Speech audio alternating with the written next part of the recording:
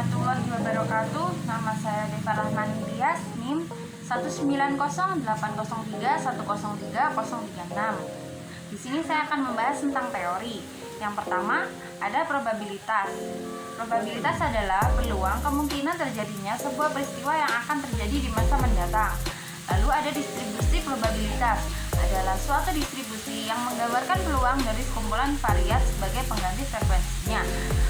Lalu yang kedua, probabilitas kejadian majemuk A gabungan B dan A irisan B. Dengan mengingat kembali pengetahuan mengenai teori himpunan bahwa bila A dan B dua himpunan dalam himpunan semesta S, gabungan dari A dan B adalah himpunan baru yang anggotanya terdiri atas anggota A atau anggota B, atau anggota kedua ditulis A gabungan B sama dengan XEA atau XEB. Banyaknya anggota himpunan A gabungan B adalah N dalam kurung A gabungan B sama dengan N dalam kurung A plus N dalam kurung B min N dalam kurung A irisan B. Sejalan dengan himpunan gabungan tersebut, karena ada keterkaitan antara teori himpunan dengan teori probabilitas, kita dapat merumuskan kejadian gabungan A dan B, yaitu kejadian A gabungan B pada ruang sampel S bila A dan B kejadian sembarang. Pada ruang sampel S, gabungan kejadian A dan B yang ditulis A gabungan B adalah kumpulan semua titik sampel yang ada pada A atau B dan pada kedua-keduanya. Kejadian A gabungan B disebut kejadian majemuk. Demikian halnya kejadian A gabungan B yaitu kumpulan titik sampel yang ada pada A dan B juga disebut kejadian majemuk. Probabilitas kejadian A gabungan B dirumuskan sebagai berikut. P dalam kurung A gabungan B sama dengan P dalam kurung A plus P dalam kurung B min P dalam kurung A irisan B.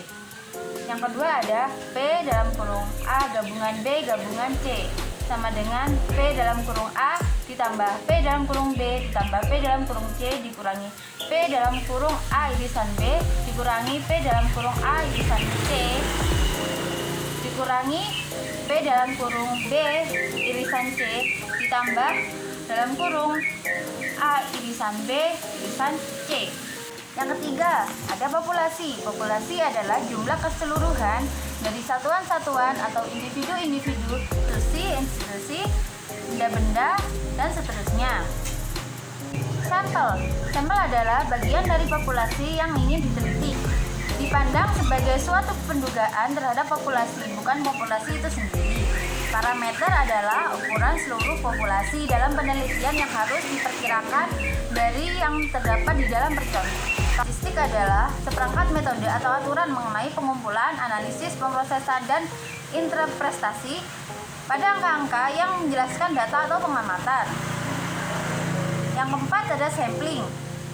Sampling adalah cara untuk menentukan sampel yang jumlahnya sesuai dengan ukuran. Sampel yang dijadikan sumber data sebenarnya dengan memperhatikan sifat-sifat dan penyebaran populasi agar diperoleh sampel yang representatif. Macam-macam sampling. Yang pertama ada simple random sampling.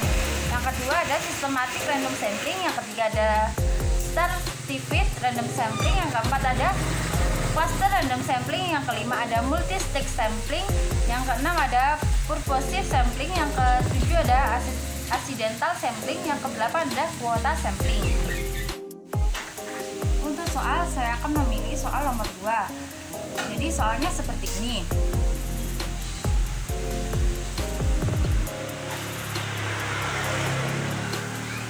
Dari 40 mahasiswa yang menempuh statistik, nilai rata-ratanya 40 dengan standar deviasi 16. Apabila data nilai tersebut berdistribusi normal, berapa probabilitas mahasiswa yang mendapat nilai? A. Antara 40 sampai 60, B. Antara 50 sampai 70, C. Mendapat nilai 65, D. 40% mendapat nilai A minus, dan 30% mahasiswa mendapat nilai A. Berapa nilai minimumnya untuk mendapat nilai A minus dan nilai A? Oke, di sini saya akan menjelaskan. Soal nomor 2. Yang diketahui pertama, kita harus mencari nilai antara 40 sampai 60. X pertama kita ketahui adalah 39,5.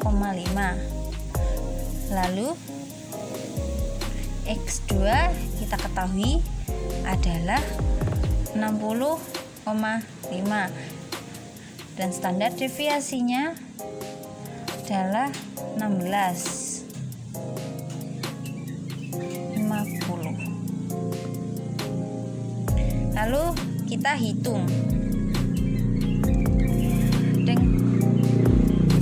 Kita hitung dengan rumus Z. Z pertama X. Lalu kita masukkan X pertama itu 39,5 min 50 per 16. Nah, hasilnya adalah min 0,65. Jadi luasnya itu sebesar 0,2422. Kita bisa lihat di tabel kurva normal. Lalu kita cari Z2 nya.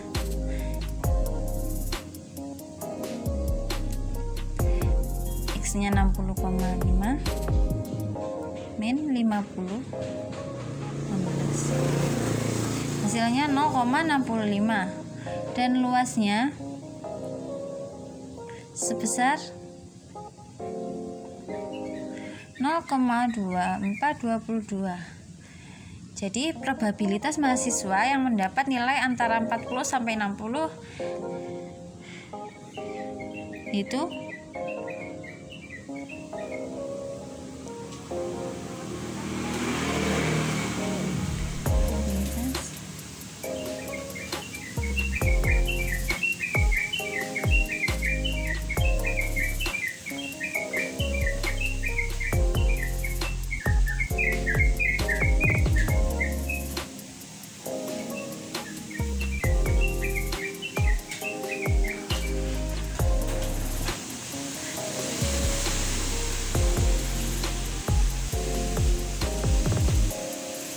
kita kurangi.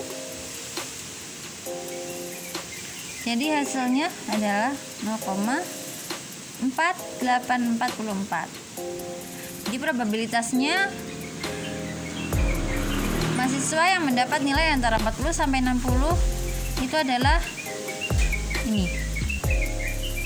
Lalu kita lanjut ke tes menjadi 50 sampai 70. X pertama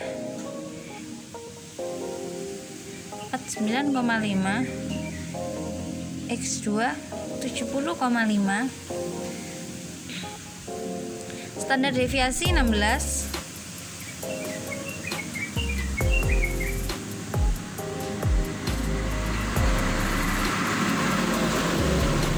setelah kita ketahui seperti sebelumnya, kita mencari rumus dengan Z. Kita masukkan nilainya.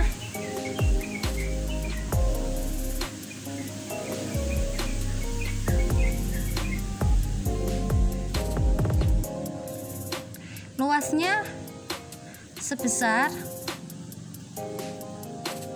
0,2422 tapi min, karena di sini juga min ya. Terus kita mencari Z2. Kita masukkan nilainya. Maaf.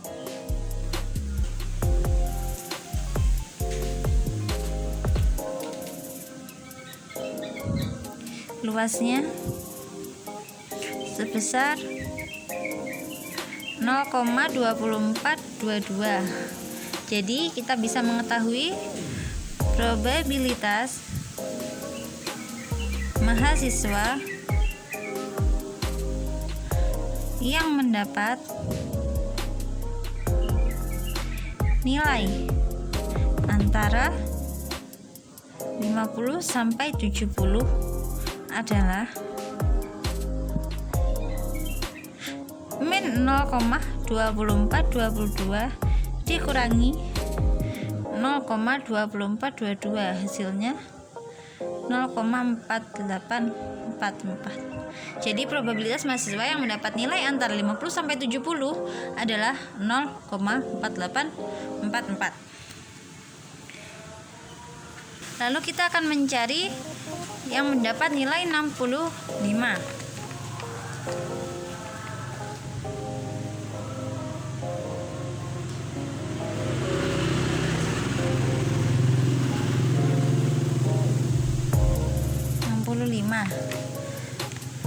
Nah,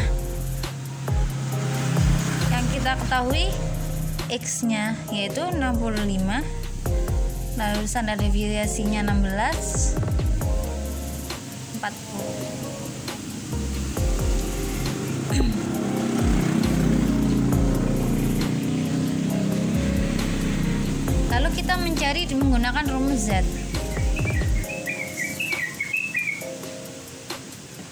Kita masukkan nilainya.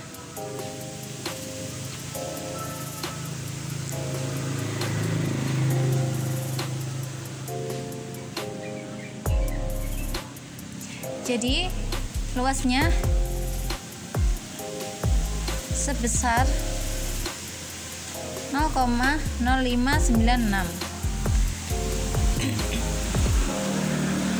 Jadi probabilitas mahasiswa yang mendapat nilai 65 adalah 0,0596. Lalu yang terakhir kita mencari minimum nilai A minus dan A. Yang kita ketahui nilai A minus sama dengan 40% dan A 30% dengan standar deviasi 16. Lalu kita akan mencari dengan nilai Z. Yang pertama untuk A minus dahulu. Kita mengetahui luas kurva normal yang mendekati 0,1985 adalah Z 0,52. Jadi Z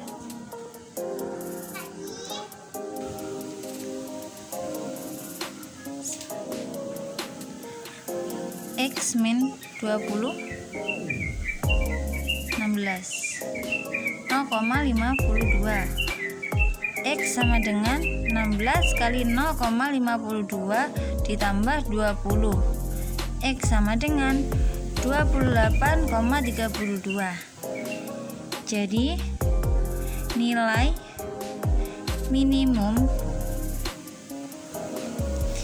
yaitu 28,32. Lalu kita mencari A dengan diketahui luas kurva normalnya yang mendekati 0,1480 adalah Z 0,48.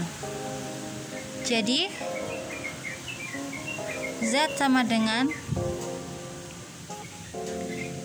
X min 15 per 16 sama dengan 0,48. X sama dengan 16 kali 0,48 ditambah 15. X sama dengan 22,68. Jadi nilai minimum yaitu 22,68. Selesai.